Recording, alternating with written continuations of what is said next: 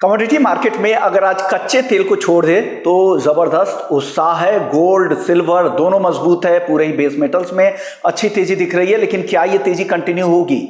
US Iran deal का कितना फायदा गोल्ड और सिल्वर को होगा? कच्चे तेल की गिरावट कहां तक आएगी? इन पर बातचीत करने के लिए मोतीलाल ओसवाल से हमारे साथ मानव मोदी है। मानव, बहुत बहुत शुक्रिया आपका, आपने वक्त निकाला।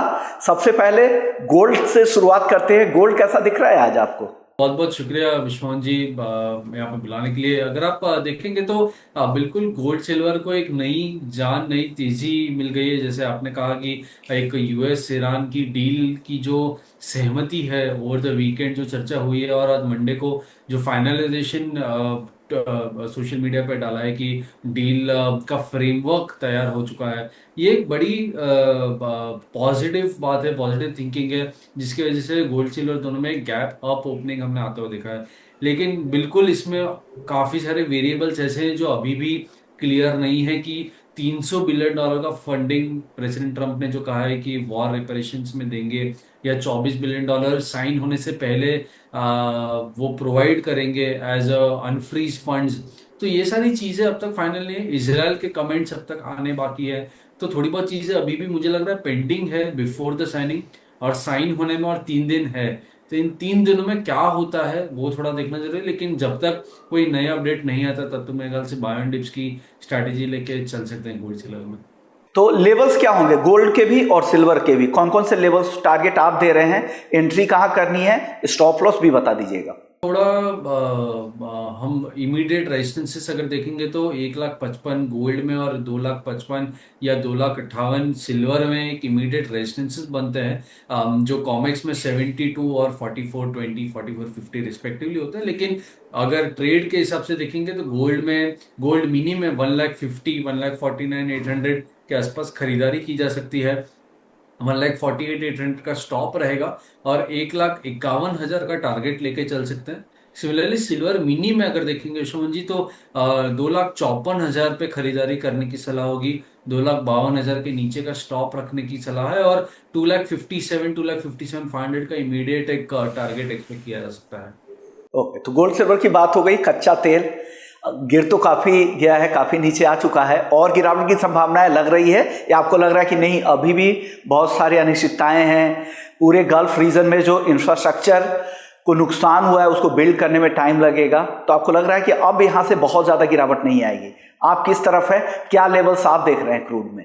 मेरे ख्याल से अगर कच्चे तेल की बात करें काफी ज्यादा गिरावट आ चुकी है। लेकिन जैसे मैंने कहा, 3-4 चीजें इस डील में की क्लैरिटी नो कम है। एक फंडिंग की बात है, इसराइल के कमेंट्स हैं जो लेबनान के ऊपर अभी भी अटैक हो रहे हैं, प्लस जो 3 दिन का समय है जहां पे डील साइन होनी है वहां पे काफी सारी अभी भी। और सबसे बड़ी बात विश्व मुझे अगर आप गौर करेंगे तो ये जो वॉर शुरू हुआ था वो न्यूक्लियर या यूरेनियम एनरिचमेंट के ऊपर हुआ था। ये उसका पूरे डील में कहीं भी अब तक कहीं भी कमेंट्स नहीं है, ना यूएस की तरफ से ना ईरान की तरफ से।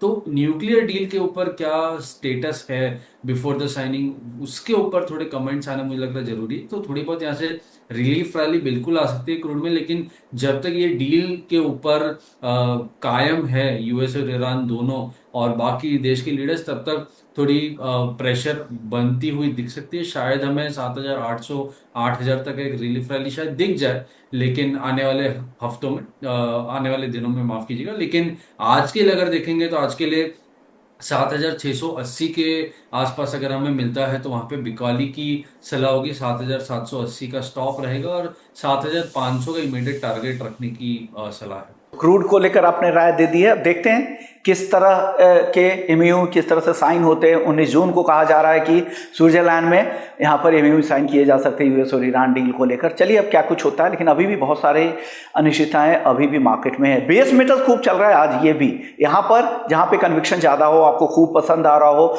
ऐसा बेस मेटल क्या है? कॉपर, जिंक, एल्युमिनियम में क्या पसंद है आपको?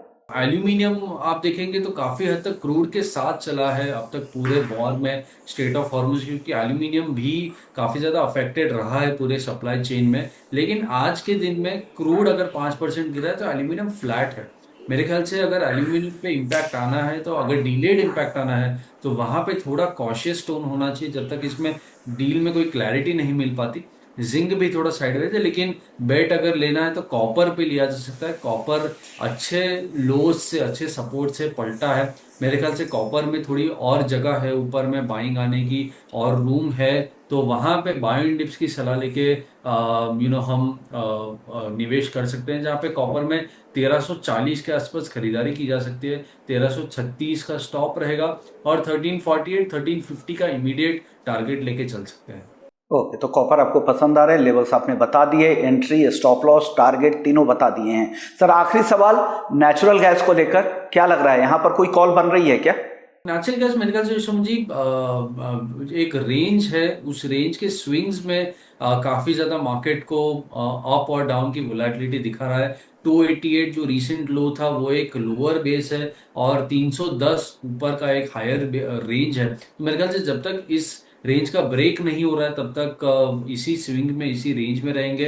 हालांकि आज के लिए अगर इंट्राडे प्ले किसी को करना है तो क्रूड के साथ साथ नेचुरल गैस में भी थोड़ी बहुत एक लोअर साइड हमें दिखी है, तो शायद 300 के आसपास हमें हमें नेचुरल गैस अगर दिखता है तो माफ कीजिएगा 292 293 के आसपास अगर दिखता है तो वहां पे बेचने की सलाह है। 300 के आसपास का स्टॉप लॉस रहेगा और 282 283 के आसपास का टारगेट बना के चल सकते हैं। तो ये रहा एनजी पर भी आगे, बहुत बहुत शुक्रिया करेंगे आपका, आपने वक्त निकाला, दर्शकों को गाइड किया। जाने से पहले आपका डिस्क्लेमर क्या है? जो भी हमने चर्चा की है वो उसमें मेरे कोई पर्सनल होल्डिंग्स नहीं है, क्लाइंट को रेकमेंडेड हो सकते हैं। स्टॉप लॉसेस बताए गए हैं वो मेंटेन करके ही निवेश करें और अपने सर्टिफाइड फाइनेंशियल प्लान की एडवाइस लेके ही निवेश करें। बहुत बहुत शुक्रिया। जो भी राय मानव की तरफ से दी गई है ये सिर्फ एजुकेशनल पर्पस के लिए है, और आप कोई भी निवेश करें, कोई भी ट्रेड के लिए फैसला करें उससे पहले अपने फाइनेंशियल एडवाइजर्स जो सेबी रजिस्टर्ड हो उनकी राय ले, खुद की भी रिसर्च करें। चलिए, इसी नोट पर मानव आपका शुक्रिया करेंगे, बिजनेस 24 टीवी के दर्शकों के लिए समय निकाला, उन्हें गाइड किया, इसके लिए धन्यवाद आपका। बहुत बहुत शुक्रिया। चलिए, कमोडिटी राउंड अप को यहीं समेटते हैं। बाकी अपडेट्स के लिए आप हमारे प्लेटफॉर्म के साथ बने रह सकते हैं। नमस्कार।